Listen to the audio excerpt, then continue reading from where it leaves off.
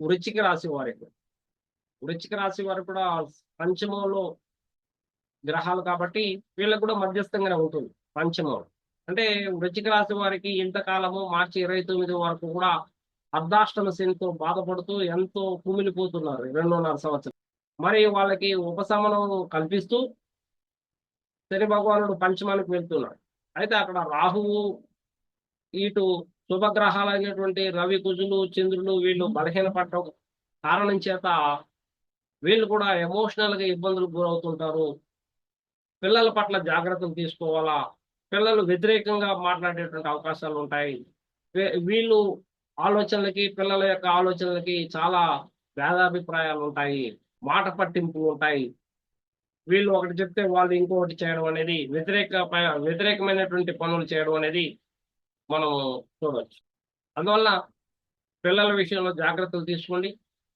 పిల్లలకు వీలైతే ఖర్చు పెట్టండి. వాళ్ళ యొక్క చదువుల పట్ల శ్రద్ధ తీసుకోండి. వాళ్ళు ఏం చదువుతున్నారు, ఎన్ని గంటలకు వస్తున్నారు, ఎక్కడికి వెళ్తున్నారు అనేటువంటి శ్రద్ధ తీసుకుని బాధ్యతగా ఉన్నట్లయితే పంచమంలో ఉన్నటువంటి శని కూడా మీకు అనుకూలంగా మారుతుంది.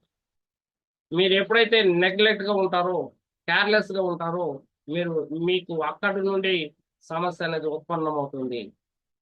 అందువల్ల వీళ్ళ యొక్క ఆలోచనలు కూడా కొన్ని సందర్భాల్లో సక్సెస్ కాకపోవచ్చు. ఎన్నో ఒడిదుడుకులు ఎదుర్కోవాల్సినటువంటి పరిస్థితి ఏర్పడుతుంది. కాబట్టి ఇతరుల యొక్క సలహా తీసుకోండి. ముఖ్యంగా గురువుల యొక్క సలహా కానీ, లేదా ఎక్స్పర్ట్స్ గైడ్ లైన్స్ ఇచ్చేటువంటి వాళ్ళతో మీరు మాట్లాడి పరిష్కరించుకోవడానికి ప్రయత్నాలు చేస్తే పంచమ శని కూడా మీకు అనుకూలంగా మారుతుంది. అయితే వీరికి మే నెల నుండి రాహు కుంభానికి వస్తున్న కారణంగా ఇది కూడా అర్ధాష్టమ రాహు. ఇది కూడా మానసిక ప్రశాంతతను కోల్పోయే అవకాశాలు ఉంటాయి ఇంట్లో. సో పిల్లలు చేసేటువంటి అల్లరి, పిల్లలు పెద్దల మాటలు వినకపోవడము, ఇంట్లో ఇటువంటి గందరగోళ పరిస్థితిని కల్పిస్తూ వీళ్ళకి మానసిక ప్రశాంతతను పోగొట్టేటువంటి సమయం. అందువల్ల కొంత యోగా చేయండి, లేదా మెడిటేషన్ చేయండి. శని రాహువులు ఇచ్చేటువంటి మానసిక ఒత్తిడి నుండి మీరు బయటపడచ్చు అనేది సూచన. మరి మేనరాశి వారికి రాశిలోనే సంచరిస్తున్నటువంటి షష్ఠ గ్రహాలు ఈ రాశిలో సంచరిస్తున్నటువంటి కారణంగా వీళ్ళకి అధికమైనటువంటి బరువు, అధికమైనటువంటి ఒత్తిడి ఉంటుంది. ఈ అధికమైనటువంటి ఒత్తిడి, బరువు, బాధ్యతల కారణంగా వీరికి పూర్తిగా మనశ్శాంతి అనేది ఉండదు. చాలా సమస్యలు నెత్తిన వేసుకొని భరించాల్సినటువంటి పరిస్థితి. కాబట్టి సూసైడల్ టెండెన్సీస్ వచ్చేటువంటి అవకాశాలు ఉన్నాయి. లేదా ఇంటికి దూరంగా వెళ్ళిపోదాము అనేటువంటి పరిస్థితి ఉంటుంది. సొంత నిర్ణయాలు తీసుకోలేకుండా, సొంత నిర్ణయాలు తీసుకున్నా కూడా సక్సెస్ఫుల్ గా ముందుకు వెళ్ళలేకుండా పోవడం. ఇన్ని గ్రహాల యొక్క కలయిక చాలా నర్వస్ ప్రాబ్లమ్స్ కల్పిస్తుంది.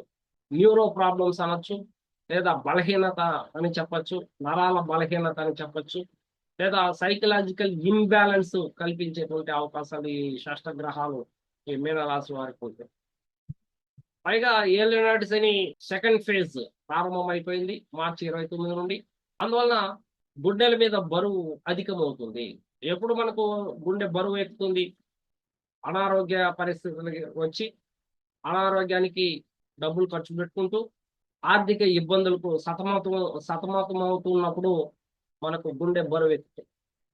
మన అనుకున్న వాళ్ళు మనల్ని దూరం పెట్టడం, మన అనుకున్నటువంటి బంధువులు మనల్ని దూరంగా పెట్టడం, మనం ఏం మాట్లాడినా ఎదుటివాడు స్పందన లేకపోవడం, ఇవన్నీ కూడా గుండె బరువు ఎక్కేటువంటి పరిస్థితి. కాబట్టి వీటి నుండి బయటపడాలంటే ఒకటే మార్గం, ఎక్కువగా వీళ్ళు మౌనవ్రతం పాటించడం. శనివారాలప్పుడు మౌనవ్రతం ఒక 1 అవర్ లేదా 2 అవర్స్ వీళ్ళు మౌనవ్రతం పాటిస్తే ఈ గుండె బరువు ఎక్కడం నుంచి వీళ్ళు తేలికగా ఉండొచ్చు అనేది సూచన.